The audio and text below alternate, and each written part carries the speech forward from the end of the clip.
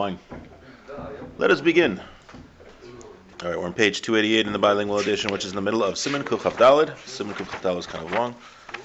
We're talking about evil. Now we're going to talk about, so we talked about the creation of evil.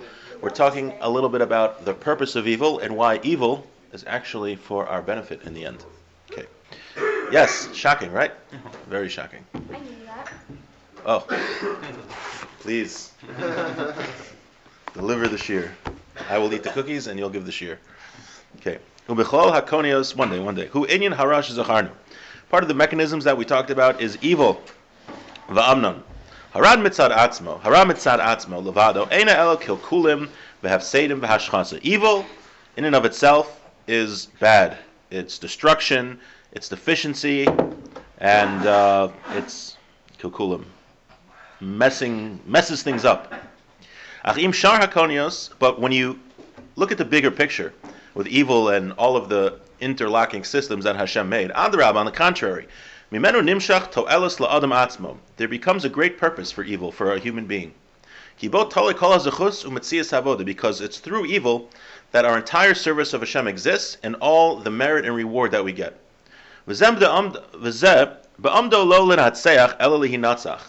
Evil exists not to be victorious, but to be defeated. Perush she'en himatzo elalios nistas min ha'adam ke'evan ha'omedes al parshas drachim sheheviu b'mishalom b'midrash shezacharnu lamala.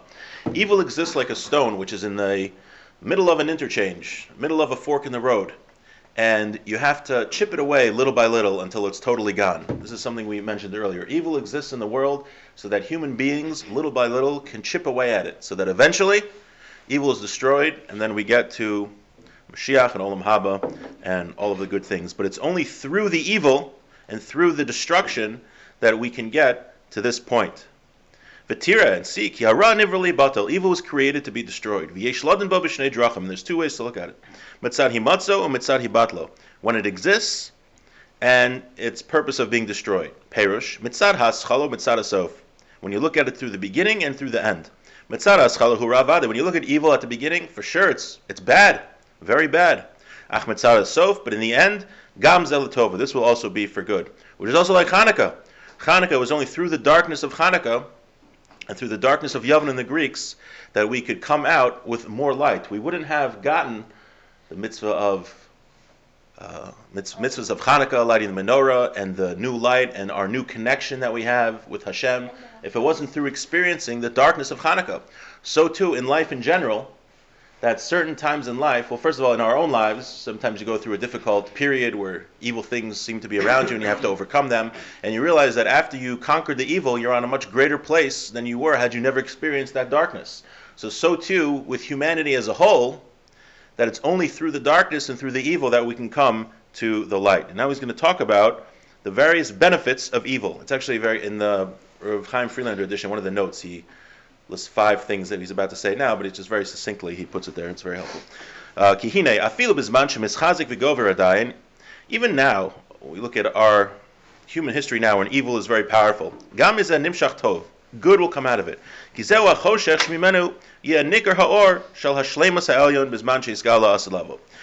this is the darkness, that through the darkness that we're in now, the light will be recognizable of the heavenly completeness that we'll have when Hashem reveals it, la'asulav, in the world to come. Very appropriate that we're doing this right before Hanukkah. V'od, furthermore, so one good thing about evil is that it's through the evil that Hashem will reveal himself and we'll see Hashem's light. V'od, furthermore, shaharizeh berur emitas hayichud b'chol gedero. When evil exists, through the existence of evil, we will see the oneness of Hashem. K'moshe b'yarnu lo'el, like we explained earlier. If you remember, we explained at the beginning of this sefer that all of human history, the point is that human beings should come to a recognition that there's one God. Not that he's only one in number, but that he is the only real power in the world. Ein od milvado. There's nothing else besides Hashem. While it looks like evil has an independent power and that human beings have independent power, it only looks like that. But really the truth is that Hashem is the only real power in the world. And the way that we experience that, experiencing Hashem's real power, And to know that, we can know on an intellectual level, but all of human history is it has to be demonstrated through human history. And the way that happens is that the more evil there is in the world, the more in the end of days Hashem is going to destroy that evil. And the more evil Hashem destroys, the more of a revelation of Hashem's oneness there's going to be. So really the fact that there's a lot of evil now, and it appears on the surface that there's all these independent powers that are Chas v'shalom doing battle against God and doing battle against goodness, when Hashem destroys all of that evil, it's going to be a revelation to all of humanity that really Hashem is the only one who has any power, and what appeared to be the independent power of evil was nothing at all. So we're going to have more of a revelation because of this evil. Furthermore,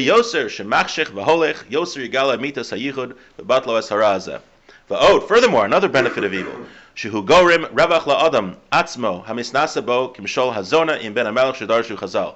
It causes a person who's being tested through the evil that he will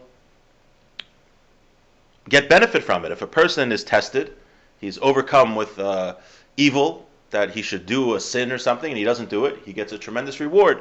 And what's the parable that's brought in the words of the sages? So he brings down here in the footnote, the parable is, there was a king that told his son that you should avoid prostitutes, you should avoid immoral women. And if you get caught with an immoral woman, I'm going to banish you from the palace. So what did he do? He hired a prostitute to tempt his son. And the son says, no, my father told me I'm not allowed to do this. And he withstood the evil temptation. So because of that, his father bestowed on him many, many rewards. And now if you look at the story, who was it that through whom was it that the son, the prince, got all these rewards? It was through the prostitute. So when you look at the prostitute independently, it's evil. She's trying to get him to do a sin. But really, when you look at it with the big picture, it was only through that prostitute that he was able to get that reward. So the same thing with the Yetzer Hara. The Yetzer Hara is evil.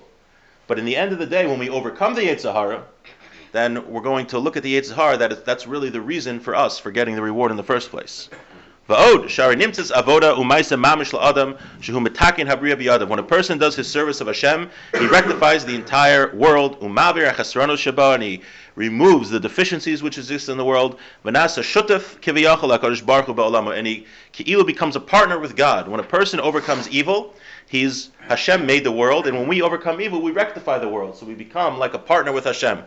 So we have all of these benefits of evil so far. We have that we'll only appreciate the light when we overcome the evil. 2, that Hashem will reveal His oneness even more through the evil. 3, that we'll get personal reward for overcoming evil. And 4, that we're going to rectify the world by overcoming evil. Let's do one more paragraph. Va'od, hanisayin shehu garim latzadikim perish. Now there's another test that the righteous have to face. Lo bebechinas hapito ila aveiro shekvar zecharnu. Now, the tests of the righteous are not only that the Yetzer Hara tries to entice us, with doing sins, like on my way home, Wendy's will smell really good. Maybe I want to stop by. That's a regular, Yetzer Hara. But there's more. There's a deeper Yetzer Hara. Ela ikar hanisayin hanolad mehester ha'adon es panavhu. This is interesting. He says the main test, I never would have thought that this was the main test of a person, but he says the main test of a person comes from Hashem hiding himself. Hashem says that through all of his prophets, that he watches over the world, and he watches over all the deeds of man, and he repays man according to his good deeds and according to his bad deeds. He's a faithful God, and he doesn't do injustice. Because when you hear this, we're always taught that Hashem repays the wicked for their bad deeds, and He rewards the righteous for their good deeds. He makes the world operate, and He does it from very deep reasons. That appears when you look at how the world operates, chas v'shalom, God forbid. It looks like the opposite of what Hashem promised.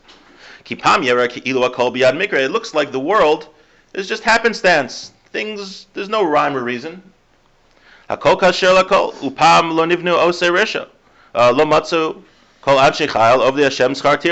see, the righteous aren't getting rewarded. How many people they daven and they don't get answered? And all the other things that Hashem tests a person, his heart. Right? You look around the world, Hashem promised us that the righteous are going to get rewarded and that the evil people are going to get punished. But you look around the world, Chas Shalom, it doesn't look like that. It looks like everything is chance. You see very evil people doing very well. You see righteous people that are suffering.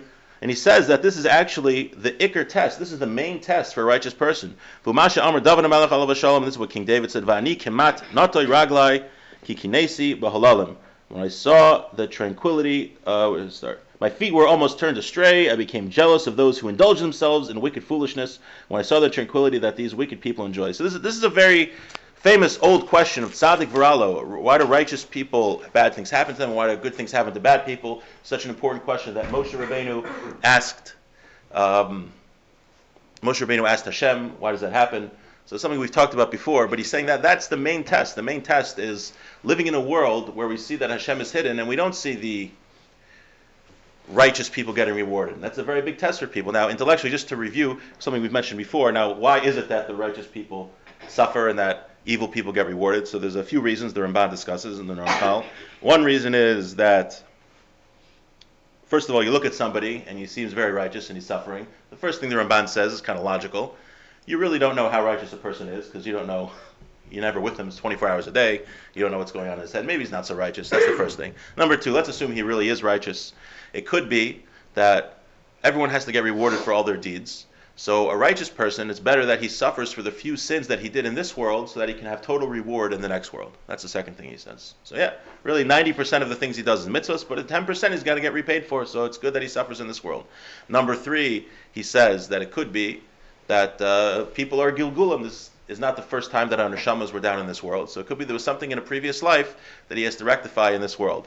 Then we learned in Derech Hashem, the Ramchal says that when a very righteous person suffers, that it could be that it's a rectification for the entire generation, that the entire generation is evil, and really they deserve to be punished. But since this righteous person takes on the suffering for them, because Kol Yisrael Ravens them, all the Jewish people, their neshamas are connected. But we can know that intellectually, but it's still a very hard test when you see it practically. When you're working to do the best and working to serve Hashem, and things aren't going well, and saying, "What am I doing all this for?" That is a very hard test for the righteous, as Ramchal says, and he sounds like that's a greater test than just the average, Yetzirahs we have to eat Wendy's or whatever particular Yetzirah a person may have.